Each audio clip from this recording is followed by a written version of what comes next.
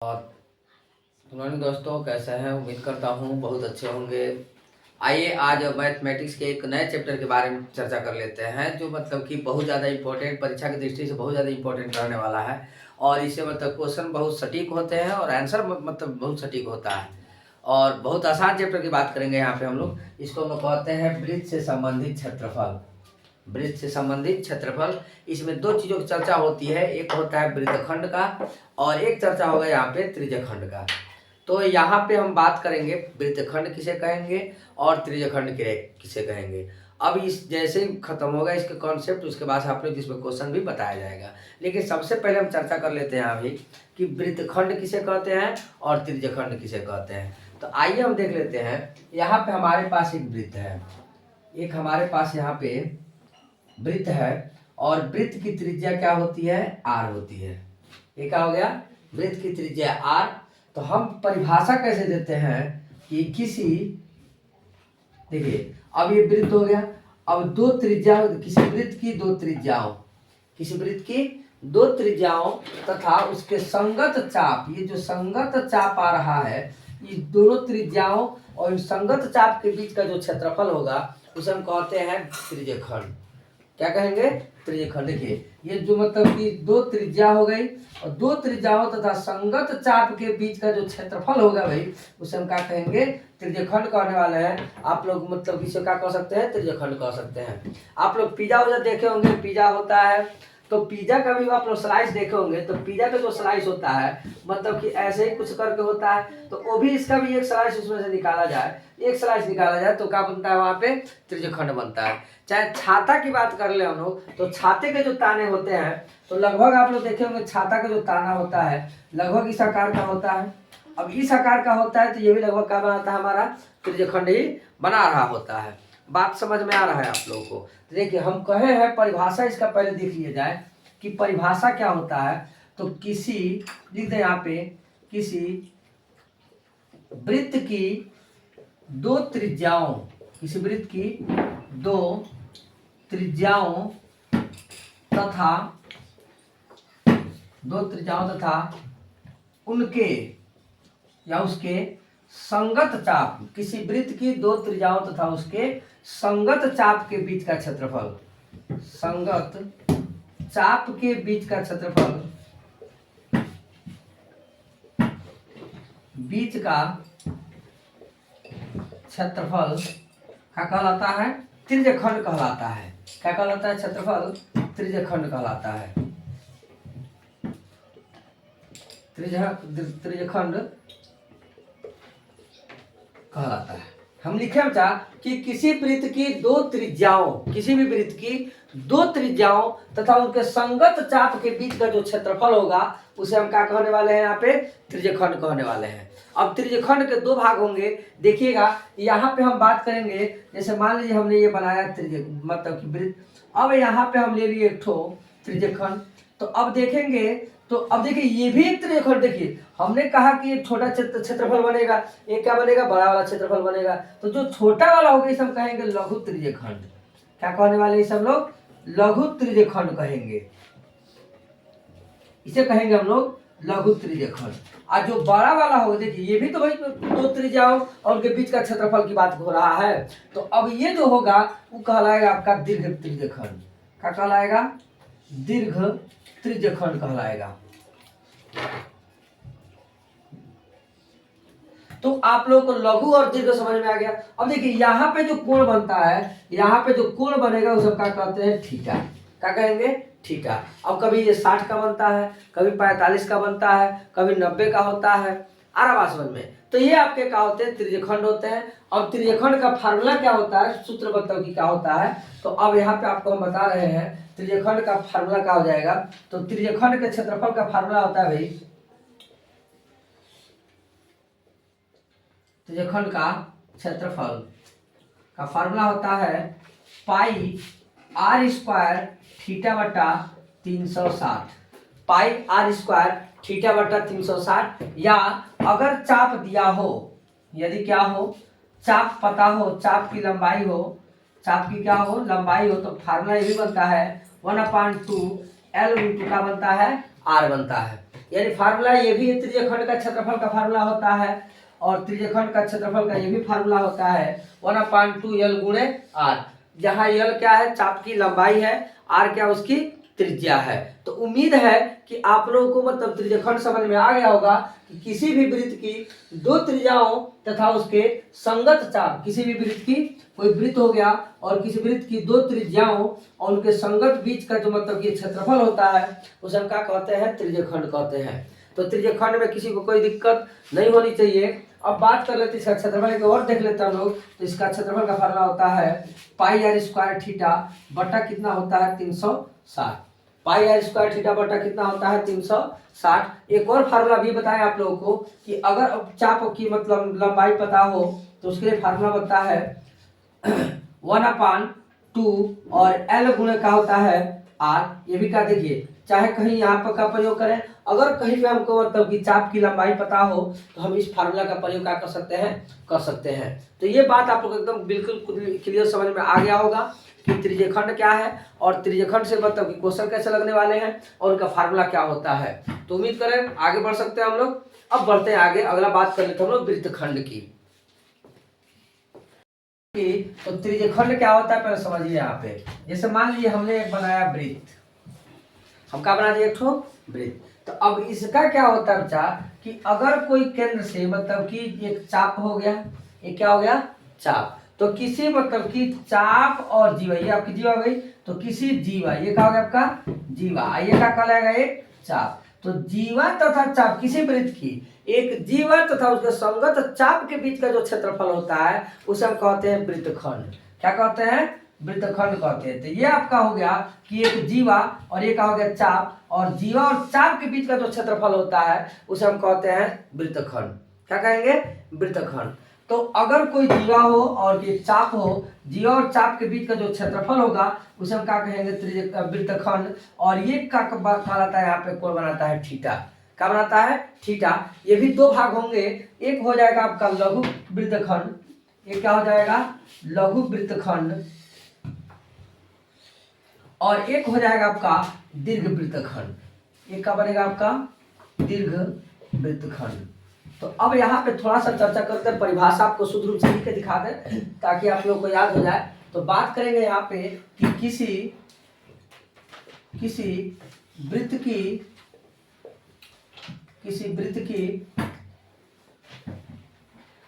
जीवा, किसी वृत्त की जीवा तथा संगत चाप, किसी वृत्त की जीवा तथा संगत चाप के बीच का क्षेत्रफल, के बीच का क्षेत्रफल, किसी क्षेत्रफल क्या कहलाता है भाई, वृत्तखंड कहलाता है। क्या कहलाता है, वृत्तखंड कहलाता है। परिभाषा आप लोगों को समझ में आ रहा होगा कि किसी वृत्त की जीवा, किसी वृत्त की जीवा, हमने कहा है ये वृत्त हो गया और वृत्त की क्या हो गई, जीवा हो गई। अब जीवा तथा ये संगत चाप हो गया। तो इन संगत चाप और इनके बीच का जो ये क्षेत्रफल दिख रहा है भाई, अब जो क्षेत्रफल दिख रहा है आपको वही क्या कहलाएगा, आपका वृत्तखंड कहलाने वाला है। क्या कहलाएगा, वृत्तखंड कहलाएगा। तो कोई भी मतलब की वृत्त हो गया और वृत्त की एक जीवा हो गई, ये क्या हो गया आपका जीवा, और ये क्या हो गया आपका चाप। तो वृत्त की जीवा तथा चाप के बीच के जो क्षेत्रफल होगा भाई उसे हम क्या कहने वाले हैं, यहाँ पे वृत्तखंड कहने वाले हैं। तो वृत्तखंड कितने प्रकार के होंगे, दो प्रकार के होंगे। एक हो जाएगा आपका लघु वृत्तखंड और एक हो जाएगा आपका दीर्घ वृत्तखंड। ये क्या होगा, छोटे वाले को लघु कहेंगे और बड़े वाले को क्या कहने वाले हम लोग, दीर्घ वृत्तखंड कहने वाले हैं। यहाँ हम लिखे भी है कि ये क्या कहलाएगा आपका दीर्घ वृत्तखंड और ये क्या कहलाएगा आपका लघु वृत्तखंड। तो इतना बात आपको समझ में आ गया। फार्मूला इसका क्या होता है, फार्मूला समझ लीजिए। तो वृत्तखंड का क्षेत्रफल का होता है, वृत्तखंड का, लघु के लिए बात करेंगे पहले। लघु वृत्तखंड का क्षेत्रफल बराबर हो जाएंगे भाई आपके πr² थीटा बटा 360 और माइनस में 1/2 r² साइन थीटा। कितना हो जाएगा, πr² थीटा बटा 360 माइनस में 1/2 r² साइन थीटा। एक बार और सुनिए, πr² थीटा बटा 360 माइनस में 1/2 आर स्क्वायर साइन थीटा। देखिए जो त्रिज्यखंड का था उसमें से देखिए इतना वाला तो हमारा त्रिज्यखंड वाला ही हो रहा है कि नहीं है? इतना तो त्रिज्यखंड वाला हो गया। अब त्रिज्यखंड में हमको सिर्फ कितना घटाना है? 1/2 आर स्क्वायर साइन थीटा ही घटाना है।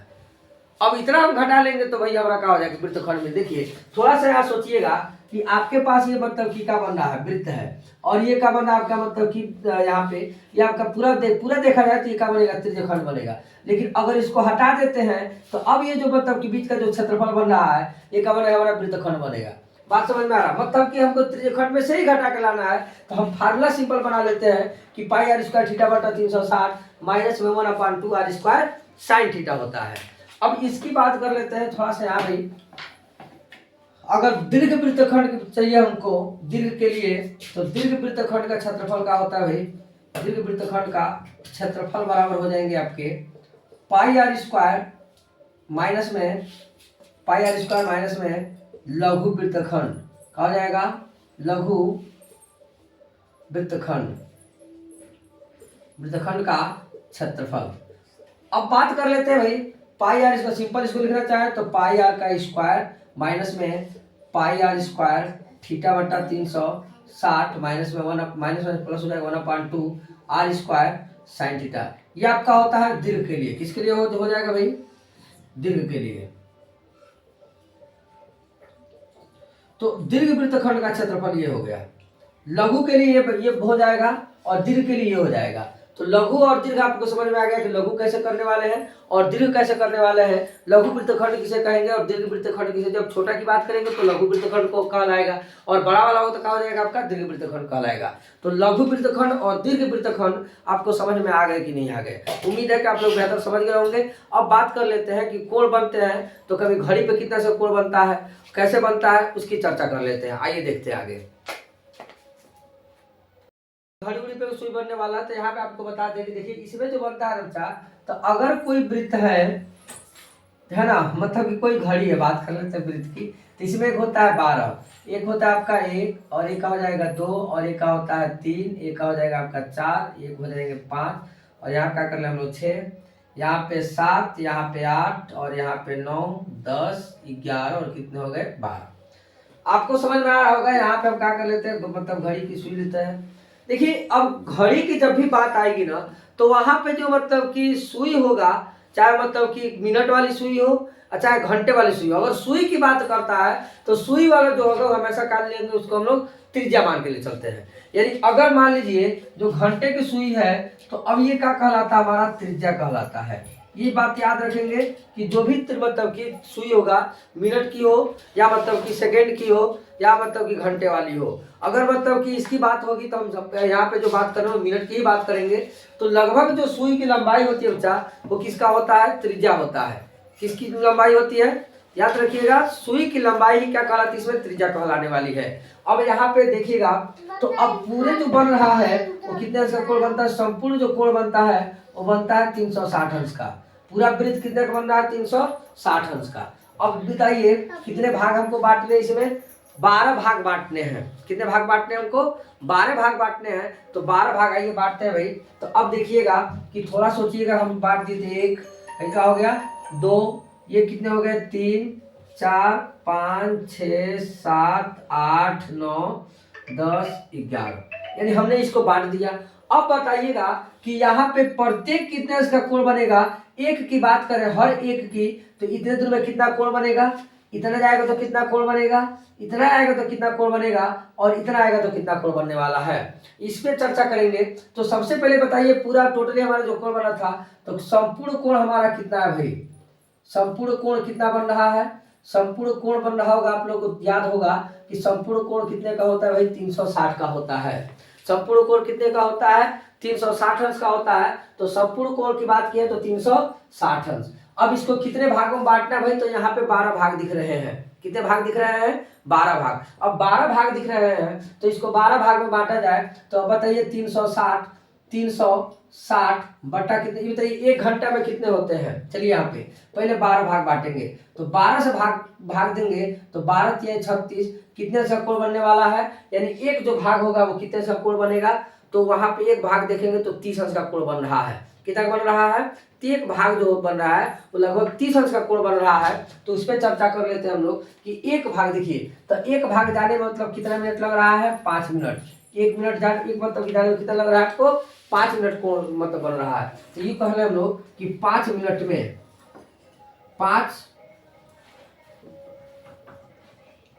5 मिनट में रचित कोण कितना होगा भाई? तो रचित कोण बराबर कितना मिल जाएंगे आपको? 30 अंश। कितना मिलने वाले हैं? 5 मिनट में जो मतलब कि रचित कोण होगा वो कितना अंश का हो जाएगा? 30 अंश का कोण बनने वाला है। तो ये बात आपको समझ में आ गया होगा। एक और तरीका बताते हैं निकालने के लिए। तो यहाँ पे टोटली कोण कितने का बनता है हमारा? 360 का। कितने का बन रहा है भाई? 360 अंश का। और 1 घंटा में कितने मिनट होते हैं? तो 1 घंटा में 60 मिनट होते हैं। संपूर्ण कोण कितना बनेगा? संपूर्ण कोण बनने वाला आपका 360 का। और 1 घंटा में कितना होता है? हम जानते हैं कि 1 घंटा में कितना होता है? 60 मिनट होता है। 1 घंटा में कितना होगा भाई? यहाँ पे 60 मिनट होगा। 60 मिनट होगा। कितना होगा? 60 मिनट होगा। 1 घंटा में कितना होता है? 60 मिनट होता है। तो अब इसको 60 से भाग दे कि 1 मिनट में कितना इसका कोण बनाएगा।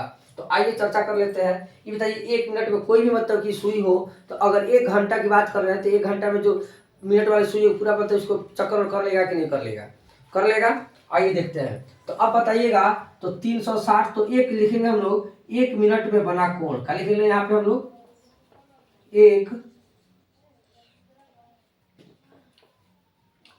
1 घंटा में 60 मिनट होगा। तो 60 मिनट में लिख रहे हम लोग, 60 मिनट में बना कोण, रचित कोण कितना होगा? रचित कोण बराबर 360। देखिएगा 60 मिनट में यानी पूरा एक मतलब घंटा में कितना सा कोण बन रहा है? तो 360 अंश का कोण बन रहा है। पूरे मतलब कि एक बार गया घूम कर ये यहाँ से लेकर के यहाँ तक आ रहा है, तो लगभग 1 घंटा में कितने का बन रहा है? 360 का बन रहा है। तो हम लिखे हैं 60 मिनट में रचित कोण कितना हो गया भाई? 360 डिग्री। तो यहाँ पे पहले निकालेंगे हम लोग 1 मिनट की। किसकी निकालें हम लोग? 1 मिनट की निकालेंगे। तो 1 मिनट की कितना मिल जाएगा आपको? 1 मिनट में रचित कोण क्या हो जाएगा? 1 मिनट में रचित कोण बराबर में 1 मिनट में रचित कोण कितना हो जाएगा भाई? 1 मिनट में रचित कोण हो जाएंगे 360 बटा कितना कर ले यहाँ पे? देखिए 60 मिनट में 360 अंश। तो 1 मिनट में इसको भेज दिए हैं तो भाग देगा, तो 1 0 से 1 0 कट जाएगा। छछा के कितना होता है? 36 होता है। यानी 1 मिनट में कितना सा कोण बन रहा है भाई? तो 6 डिग्री का कोण बन रहा है। कितने का बन रहा है? 6 डिग्री का। 1 मिनट में जो कोण बन रहा है लगभग 6 डिग्री का बना। तो अब बताइए भाई 5 मिनट में कितने डिग्री का बन जाएगा? 5 मिनट में कितने का बनेगा? तो 5 मिनट में रचित कोण कितना हो जाएगा भाई? रचित कोण बराबर हो जाएंगे आपको कितना? 6 गुणे 5 बराबर में 30 डिग्री। कितना बन रहा है यहाँ पे? 30 डिग्री का कोण बनेगा। तो बताइए 5 मिनट में कितना कोण बनेगा? 30 का। तो 10 मिनट में कितना बनने वाला है? 60 डिग्री का। 15 मिनट में कितना बनने वाला है? देखिए 1 2 3 समय 30 से जोड़ते जाइए। 30 30 30 30 30 सब में आता जाएगा भाई। 30 सब में आता जाएगा, सब में बढ़ता जाएगा भाई। समय क्या कर रहे हैं हम लोग? 30 बढ़ा दें। तो अब जोड़िए आप लोग 5 मतलब कि 5 मिनट में कितना बना? 30 और फिर 5 मिनट कितना बन गया? 60। देखिए इतना में 5 बना, फिर यहाँ 15 पाया कितना मिलेगा आपको? 90 अंश का कोण बनेगा। इस पर कितना मिल जाएंगे आपके? 120 अंश का कोण बन जाएंगे। यानी कि बताइए ऐसे ही बढ़ता हुआ चला जाएगा नहीं चला जाएगा। तो उम्मीद है कि आप लोग को ये समझ में आ गया होगा कि मतलब कि 5 मिनट में कितना कोण बनेगा, 10 मिनट में कितना कोण बनेगा, 15 मिनट में कितना कोण बनने वाला है। कोई दिक्कत यहाँ तक आप लोग को उम्मीद है कि नहीं दिक्कत होने वाला होगा।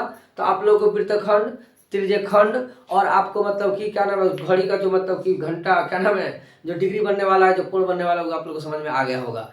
आगे बढ़ लेते हैं। अब बात करेंगे यहाँ पे तीनों के एक साथ, उसके बाद हम मतलब कि क्वेश्चन के शुरुआत करने वाले हैं।